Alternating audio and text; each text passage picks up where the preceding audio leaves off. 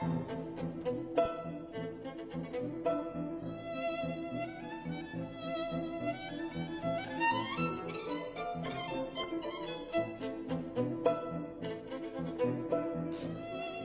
Anacronópete, de Enrique Gaspar. Ilustraciones de Francesc Gómez Soler. Capítulo 4, en el que se tratan asuntos de familia. Los grandes efectos no son siempre el resultado de grandes causas. Ahí tenemos sino las guerras del Peloponeso, a las que la historia atribuye una razón eminentemente política y que sin embargo debieron su origen al rapto que de 3 doncellas educandas de Aspasia hicieron unos habitantes de Megara, jóvenes de buen humor, sin contar que la cosa no había de ser del agrado de Pericles, de quien dicen malas lenguas si tenía o no tenía que ver con la profesora. Y paréceme a mí que sí que le gustaba al hombre, porque cuando acusada de impiedad él se encargó de su defensa, no supo hacer más que cubrirse el rostro con el manto y llorar como un chiquillo en el Pnyx. Lo que por cierto le valió la absolución a la buena discípula de Anaxágoras. Pues bien, erudición a un lado, tampoco el invento de don Sidulfo era debido, como lo parecía, a su amor por la ciencia, sino a un interés doméstico, mejor diré, a una mira puramente personal. 4 palabras sobre su vida. Muy joven aún nuestro héroe se encontró solo en el mundo, doctor en ciencias y dueño de una inmensa fortuna cuyos rendimientos invertía anualmente y casi íntegros en aparatos de las mejores fábricas extranjeras con que enriquecer su gabinete de física y mineralogía. Tan pródigo para sus estudios como avaro para todo lo demás, llegó a los 40 años sin conocer ni los rudimentos del amor. Todas sus afecciones se concretaban en su amistad por Benjamín, otro sabiote 2 lustros menor que él, pero casi tan ajeno como don Sidulfo a todas las cosas de la tierra. Verdad es que el tiempo le faltaba para cuanto no fuese a aprender sánscrito, hebreo, chino y un par de docenas más de lenguas difíciles, para las que tenía una aptitud sin igual. Aunque no habitaban la misma casa, puede decirse que vivían juntos, pues Benjamín no abandonaba la de García, en la que diariamente podía contar con su plato de cocido a las 2 y su guisado a las 8, en virtud de lo cual Benjamín, que era pobre, resolvía el problema de ahorrar sin tener, y don Sidulfo encontraba un estómago agradecido que soportase sus impertinencias. Los periódicos de Zaragoza, como todos los de la península, amanecieron una mañana anunciando la venta del museo de un célebre arqueólogo de Madrid fallecido pocas semanas antes. Y como Benjamín, a quien no se le cocía el pan en el cuerpo cuando de cosas antiguas se trataba, manifestase deseos de adquirir algunas baratijas, su amigo le procuró la ocasión decidiendo trasladarse ambos a la corte de las Españas y poniendo a disposición del anticuario su bolsillo y sus conocimientos. Dicho y hecho, llegaron a Madrid. Tomaron un cuarto común en las peninsulares y el día de la venta se trasladaron al gabinete del coleccionador. Benjamín lo hubiera comprado todo a haber tenido dinero. Pero se contuvo ante su pobreza y aún fue preciso que don Sidulfo le aguijoneara para hacerse con algunos ejemplares. La verdad es que se necesitaba ser un santo para no quitárselo de la boca, por ser dueño de aquel cúmulo de maravillas. Allí, en un estuche de cuero y en estado fósil, se encontraba el ojo que Aníbal perdió en el sitio de Sagunto. A su lado se erguía la punta del cuerno del buey Apis. Un poco más allá reposaba una carabina llena de moho que, por haberse encontrado cargada con cañamones, se suponía que fuese la de Ambrosio, que hasta entonces había tenido por legendaria. Pero como los precios no estaban al alcance de todas las fortunas, Benjamín tuvo que reducir sus aspiraciones y concretarse a la adquisición de una medalla relativamente importante. El tiempo había corroído parte de la inscripción, pero lo que de ella podía aún leerse, que era esto: Serv. C. Pomp. Pr. Jo. Honor. No dejaba duda acerca del origen que el catálogo le atribuía, suponiéndole tributo conmemorativo de Servio Cayo, prefecto de Pompeya en honor de Júpiter. Ya iban a abandonar el museo cuando llamó la atención del absorto aficionado el ínfimo precio en que estaba tasada una momia de carácter particular. Y en efecto, ni el sarcófago tenía la forma egipcia, ni el procedimiento por que aquel cadáver había sido embalsamado era el que, según Herodoto, se practicaba en Tebas y Memphis, abriendo el pecho con una aguzada piedra de Etiopía para sacar el ventrículo y rellenar el vientre con mirra, casia y vino de palmera. Tampoco se había obtenido la momificación con la resina llamada catrán por los árabes, extraída a fuego vivo de un arbusto muy abundante en las orillas del Mar Rojo, la Siria y la Arabia Feliz, como lo consigna el coronel Bagnol. Su acartonamiento parecía obra natural, pues, sobre no tener huella de incisión alguna, ni estaba envuelta en las tradicionales bandas, ni falta de depresiones, podía decirse que hubiera sido fajada nunca. El catálogo decía modestamente: momia de origen desconocido, y esta ausencia de abolengo o de historia es lo que la hacía despreciable para los que de ordinario solo se pagan de genealogías apócrifas las más veces.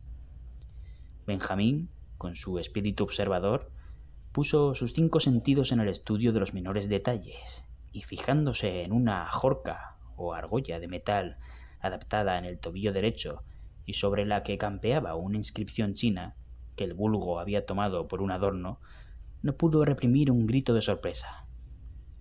«¿Qué es eso?», le preguntó don Sidulfo. «Acabo de hacer un descubrimiento prodigioso». «¿Cuál?». «Oiga usted lo que dice esta inscripción: yo soy la esposa del emperador Yen Ti, enterrada viva por haber pretendido poseer el secreto de ser inmortal».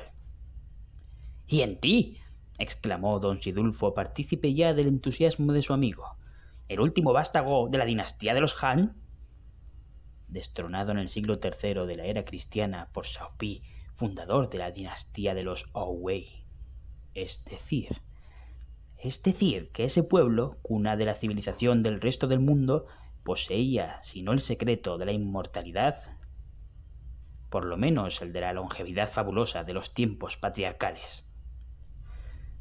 Don Sidulfo, sin esperar nuevas explicaciones, sacó su cartera y extendió una orden de pago contra su banquero, encargando el transporte a las peninsulares de los objetos adquiridos, entre los que figuraba otro hallazgo hecho a última hora y consistente en un hueso petrificado, que tuvieron que pagar a peso de oro, pues se trataba nada menos, según el inventario, de una canilla de hombre fósil descubierta en las inmediaciones de Chartres, en unos terrenos de la época terciaria.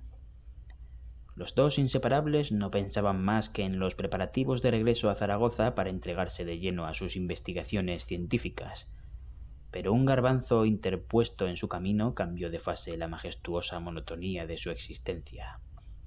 Al ir por la tarde a liquidar y despedirse del banquero, fornido zamorano viudo y enriquecido durante la Primera Guerra Civil con la empresa de suministros para el ejército leal, hubo aquello de: «¿Y qué tal los tratan a ustedes en la fonda?». «Mal. Comida francesa con la que nunca sabe uno lo que se mete en el estómago. Nos vamos de Madrid sin probar un cocido a la usanza de Castilla». Y lo de: «Pues hoy asistirán ustedes su capricho, porque precisamente acabo de recibir unos garbanzos de Fuentesaúco que ni de manteca serían más tiernos». Que eso sería mucha incomodidad. Que no. Que sí. Que torna. Que daca. El resultado es que se quedaron a comer con el banquero, el cual banquero tenía una hija, la cual hija era muda. Pero, aunque no le faltaba más que la palabra para hablar, a ella no se le quedaba nada por decir, que con pies y manos todo lo daba a entender. Yo no sé cuál de estos aparatos locutorios es el que ella puso más en juego durante la comida. Lo cierto es que, a los postres, don Sidulfo, que ocupaba su derecha, estaba, a pesar de sus 40 años, enamorado ya de la chica como un cadete. Por supuesto que todo se lo merecía la hija de su padre, pues no había línea en su cuerpo que no alcanzase el máximo de curva, ni facción que no incitase a cualquiera a ser espartero, no solo para perseguirlas como en Bilbao, sino para abrazarlas como en Vergara. El viaje se suspendió, las visitas se repitieron, La necesidad de no tener los aparatos físicos encomendados a manos mercenarias para su conservación sirvió a don Sidulfo de tema con Benjamín sobre la conveniencia del matrimonio. El asentimiento de éste alentó al sabio. La demanda fue hecha en debida forma, y el banquero, que siempre tenía garbanzos del saúco que probar cada vez que se le ponía a tiro un hombre en estado de merecer, dijo que sí con la alegría del enfermo a quien se le resuelve un tumor. La muchacha no hay que consignar si recibió bien la noticia, pues sabido es que tratándose de matrimonio hasta las mudas se alegran. Estipulóse la dote, que fue pingüe, dispusiéronse los regalos de boda, y como entre las condiciones figuraba la de residir en Madrid, los sabios se volvieron a Zaragoza para empaquetar convenientemente el laboratorio. Un mes después, marido, mujer y amigo se instalaban en la calle de los Tres Peces de la Coronada Villa.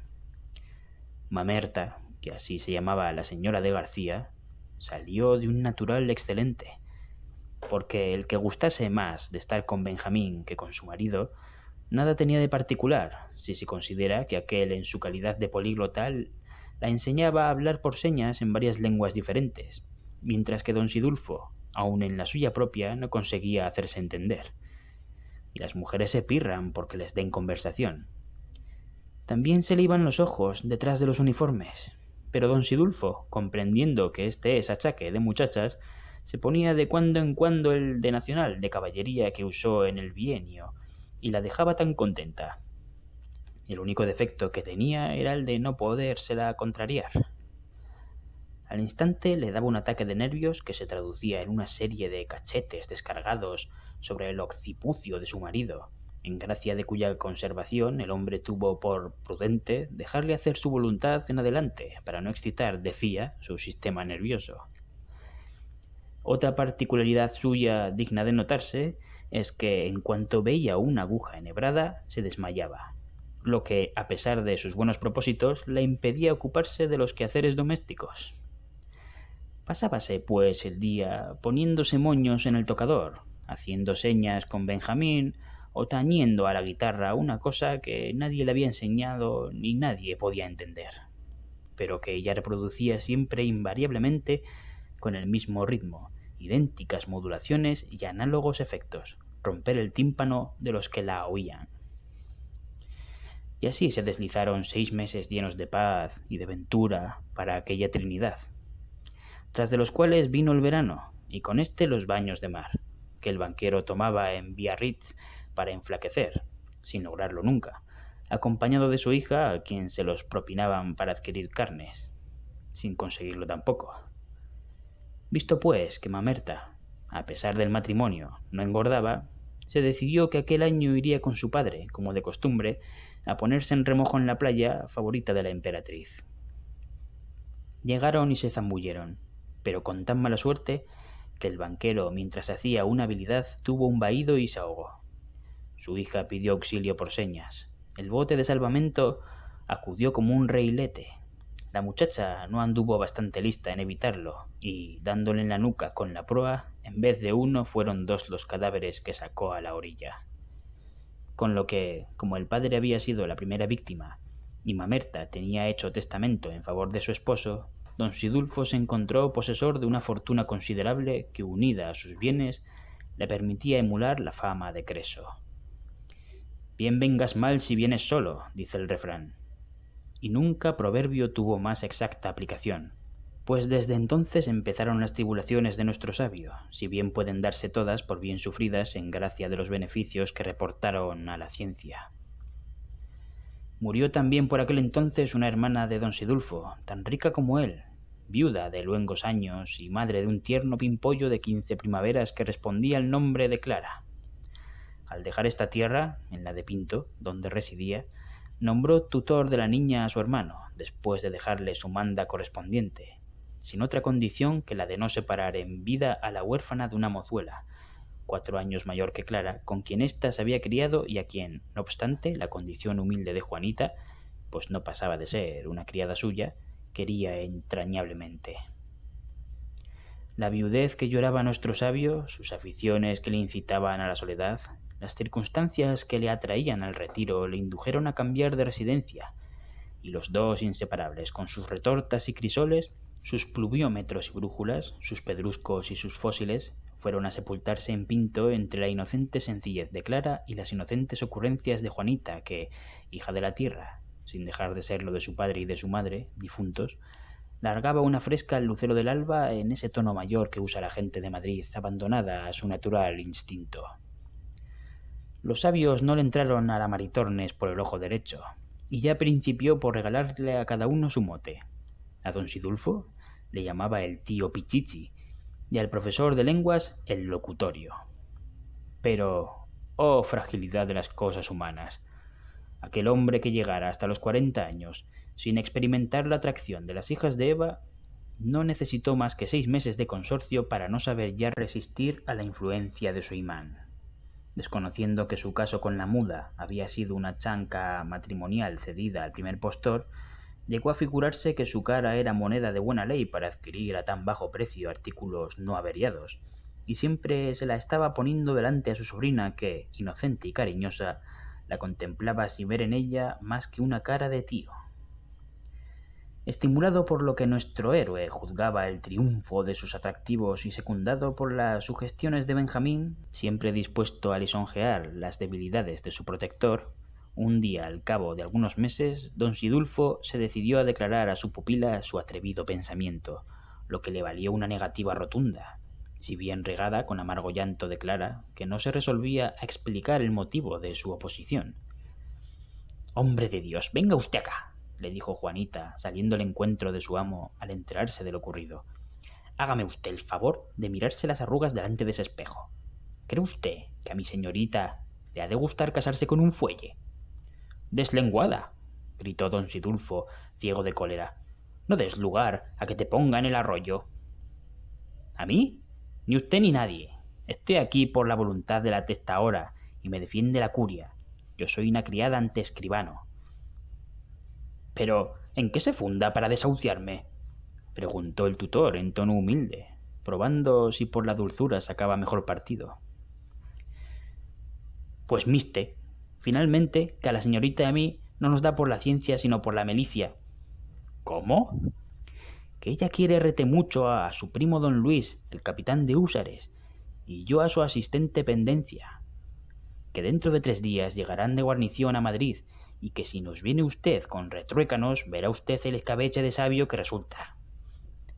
Aquella revelación, confirmada por su sobrina, fue el golpe de gracia para don Sidulfo, cuya pasión alcanzó el periodo álgido aguijoneada por los celos. El capitán, más enamorado que nunca de su prima, llegó efectivamente a la corte una semana después, y 2 horas más tarde se personaba en Pinto, pero la puerta de la casa le fue herméticamente cerrada por don Sidulfo con la intimación de no volver a poner allí los pies so pena de deshederarle. El primer impulso de Luis fue pedir amparo a la justicia contra la arbitrariedad del despiadado tutor, pero ni Clara tenía la edad legal para que el juez supliese el disenso paterno, ni aun teniéndola hubiera ello contrariado la última voluntad de su madre por la que le obligó a no tomar marido que no fuese de la aprobación de don Sidulfo. Preciso fue, por lo tanto, sufrir y esperar. Cuando se quiere y se es querido, todo se soporta con resignación. Pero desde aquel punto la casa fue un infierno, pues las cartas iban y venían por conducto del asistente y de la Maritornes, y al sabio todo se le volvía a vigilar sin fruto y enflaquecer sin resultado. «Oh», exclamaba el infeliz en su desesperación, «¿por qué se habrán liberalizado tanto las leyes? Dichosos tiempos aquellos en que un tutor tenía derecho de imponerse a su pupila. ¿Quién pudiera transportarse a aquella época, mal llamada de oscurantismo, en que el respeto y la obediencia a los superiores constituían la base de la sociedad? Si yo pudiese retrogradar en los siglos». «Ojalá Dios», contestaba Benjamín haciéndole el dúo. «De ese modo podríamos caer sobre China en el imperio de Hientí y aclarar ese enigma iniciado por la momia, para cuya interpretación he leído inútilmente cuantos historiógrafos han escrito sobre los sectarios de Confucio y Mencio». Esta idea predominante en ambos llegó a tomar en ellos las proporciones de una monomanía, El políglota soñaba en chino y su colega se pasaba la existencia extrayendo aire de los recipientes con la máquina neumática para su análisis y descomposición. Pero todo fue inútil hasta que la providencia, que quiso en este caso, como en la mayor parte de los descubrimientos, disfrazarse de casualidad, vino inesperadamente en su ayuda. Cierta tarde en que el nuevo don Bartolo, impulsado por sus celos, penetró de puntillas en la cocina con el fin de sorprender a las palomas, que huyendo del gavilán se refugiaban casi siempre en el fogón, halló a Juanita deletreando una carta de pendencia, que ella se guardó precipitadamente donde sabía que don Sidulfo no se la había de coger. «¿Qué estás haciendo?», le preguntó. «Instruyéndome», le dijo ella sin inmutarse. «Más valdría que te entretuvieses en limpiar la chimenea que tiene un palmo de hollín y un regimiento de telarañas. Y la creación entera encontrará usted ahí. Eso es la obra del tiempo. Si puede que desde que usted ha nacido no le hayan pasado un escobón». Don Sidulfo, que tenía un cuchillo a mano, lo blandió con ánimo sin duda de cometer un homicidio, pero deteniéndose oportunamente se puso a rascar con él la campana del hogar como para paliar su arrebato. «Pues entretente», añadió, «en quitar las capas de basura y verás cómo consigues sacar a luz los hornillos». «Ay, no me haga usted reír. Pues si eso fuera posible ya se hubiera usted puesto como nuevo rascándose con un cuchillo las capas de años que le sobran». Don Sidulfo se las iba a echar de matón, pero una idea súbita cruzó por su mente y se quedó en un pie como las grullas y en la actitud de Caín al oír al señor preguntarle «¿Qué has hecho con tu hermano?». Aquel ser vulgar, sin la menor noción científica, acababa de iniciarle en la solución del problema que perseguía con tanto empeño. Desde aquel instante puso manos a la obra. La física, las matemáticas, la geología, la dinámica, la mecánica, el cálculo sublime, la meteorología, todo el saber humano, en fin, espoleado por su amor y azotado por sus celos, le abrió sus más recónditos enigmas, y reduciendo a una fórmula su maravillosa invención, sentó el axioma de que retrogradar en los siglos no era otra cosa que deshollinar el tiempo. Algunos años, todo su capital y gran parte del de su sobrina se invirtieron en la construcción del anacronópete. Entretanto, los novios esperaban pacientemente y aventuraban, aunque en vano, alguna tentativa de transacción. Don Sidulfo ejercía cada vez mayor vigilancia. Ocultaba a todos, excepto a Benjamín, el trabajo que le absorbía, y daba rienda suelta a su pasión con la ilusoria esperanza de la victoria. La terminación del aparato, coincidiendo con la apertura de la Exposición Universal de 1878, permitió por fin que un día se cargase en varios vagones con todas sus piezas desmontadas, y, encajonados en un coche de primera el inventor, su amigo, la sobrina y el sinapismo de la criada, emprendieron todos súbitamente el camino de París, donde el enamorado tutor se proponía, libre de las persecuciones del húsar, realizar su sueño. Lo que no consiguió nunca, como verá el lector que con paciencia quiera seguir el curso de este increíble relato.